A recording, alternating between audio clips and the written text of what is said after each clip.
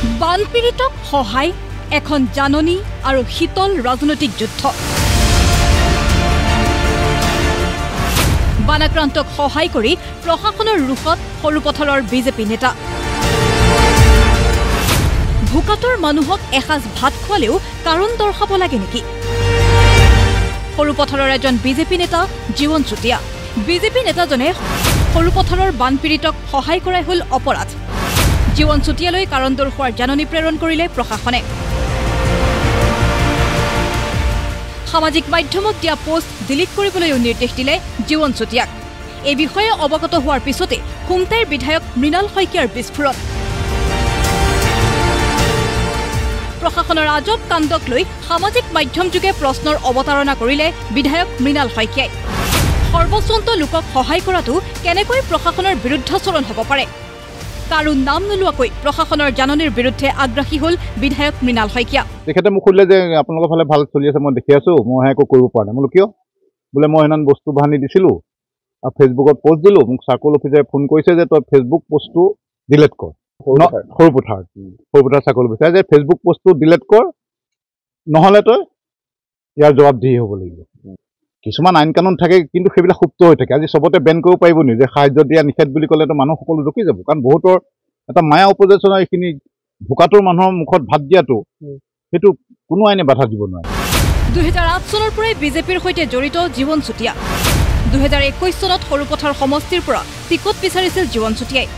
এই কথা অৱগত কৰি কোনোবা নেতাক উদ্দেশ্যে মৃণাল শইকীয়াৰ বাক্যবান। টিকট নাপালেও অন্যৰ দৰে নিৰ্দলীয় হৈ নিৰ্বাচন খেলা নাছিল জীৱন চুতীয়াই। নিৰ্দলীয় খেলি আকৌ বিজেপিত যোগদান কৰি নেতা হোৱা নাই জীৱন চুতীয়া। জীৱন চুতীয়াটো 2008 চনৰ পৰা বিজেপি কৰি আছে, মোৰ লগত ভাল তেতিয়াৰ পৰাই সম্পৰ্ক। তেখেতে 2021 টিকেটো বিচাৰিছিল, টিকেট নাপালেও তেখেতে দলৰ হৈ কাম কৰি আছে। ৰাজনীতিক হেঁচাই নহ'লে চাকৰি বিচাৰ কি কাম ভালে পায় অফিচাৰবিলাকে। এতিয়া মই যে ভাত পানী দিওঁ, ইয়াৰ অফিচাৰবিলাকে সকলোৱে ভাল পায় যে আপুনি দি পেলাই থকা দিলে, কাৰণ নহয় সিহঁতৰ ওপৰত বহুত প্ৰেছাৰ হৈ যাব নহয়। চবেই ধৰণ সিহঁতকে ফোন মাৰি থাকিব ভোকত, চব মানুহ পগলা হৈ যাব। অন্যৰ নিচিনাকে তেওঁ খেলাগে নাই নিৰ্দলীয় খেলি আকৌ আহি বিজেপিত যোগ দি লিডাৰ হয় নাই। তেখেতে টিকেট নাপালেও তেখেতে কৈছে নহয়, টিকেট নোপোৱাৰ পাছত তেখেতে 5 লাখ টকা মুখ্যমন্ত্ৰী মহোদয়ৰ হাতত এটা CM ৰিলিফ ফাণ্ডত পইচা দি আহিছিল। এয়া কাক উদ্দেশ্যে তীক্ষ্ণ বাক্যবান, সেয়া ৰাজনীতিৰ ভূ ৰখাসকলে বুজি পায়। কিন্তু মৃণাল শইকীয়াই ৰাজনীতিকৰণ নাই কৰা বুলি স্পষ্টকৈ ক'লে জীৱন চুতীয়াই। মই আচলতে ৰাজনীতিকৰণ বুলি ভবা নাই, গতিকে তেওঁ আচলতে কেনেধৰণে কথাখিনি কৈছে মই সম্পূৰ্ণ এতিয়ালৈকে চোৱা নাই। কিন্তু আচলতে ইয়াত ৰাজনীতি থাকিব নালাগে। তেওঁকো আমি যথেষ্ট মানৱদৰ্দী এজন বিধায়ক হিচাপে জানো যে আচলতে আমি পুৰণা দিনবিলাকত আজি মই ৰাইজৰ সেৱাত আজি প্ৰায় 10-12 বছৰৰ পৰা ৰাইজৰ এনেধৰণে সেৱা কৰি আহিছোঁ। কিন্তু কোনোদিন কোনো প্ৰশাসনৰ ব্যক্তি এনেধৰণে আগতে কোনো পাৰ্মিশ্যন বিচৰা নাছিল বা পাৰ্মিশ্যন ল'ব লাগিব বুলিও কোনো কাৰণতে কোৱা নাছিল।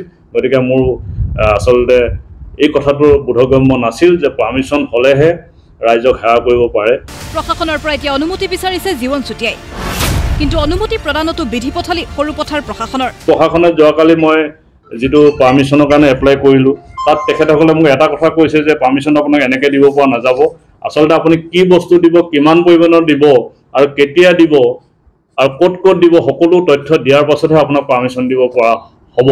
গতিকে সেইখিনি কথা গম পাই মই আচলতে আকৌ দ্বিতীয়বাৰৰ কাৰণে আচলতে সচকিত হৈছোঁ যে ৰাইজক সাহায্য দিয়াৰ ক্ষেত্ৰত ইমান কিয় বাধা বা ইমান কি কণ্ডিশ্যন থাকিব লাগে। বানপীড়িতক সহায় কৰিবলৈ কিয় প্ৰশাসনৰ অনুমতি, সেয়া আকৌ বুজালে সৰুপথাৰ সমজিলা আয়ুক্তই। আপোনালোকে জানে যে আমাৰ ৰিলিফ কেম্পত যিখিনি আমাৰ ইনমেটছ থাকে তেওঁলোকৰ অভাৰঅল স্বাস্থ্য আৰু সুৰক্ষাৰ দায়িত্ব আমাৰ প্ৰশাসনৰে থাকে।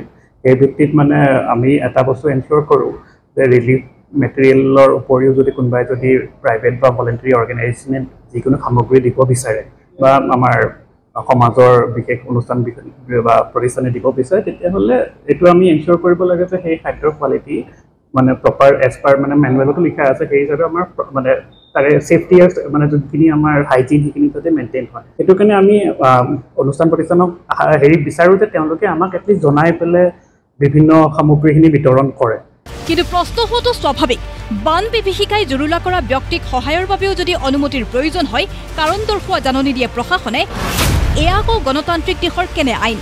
অৱশ্যে মুখ্যমন্ত্ৰীয়ে এই সন্দৰ্ভত মুখ খোলাৰ পৰা থাকিল বিৰত। এইবিলাক কথা মই নাজানো আৰু এইবিলাক চলি থাকে ৰাজনীতিত। মৃণাল শইকীয়াৰ প্ৰশ্ন আৰু বিস্ফোৰণৰ পিছত সৰুপথাৰৰ বিধায়ক বিশ্বজিৎ ফুকনৰ তাৎপৰ্যপূৰ্ণ পোষ্ট।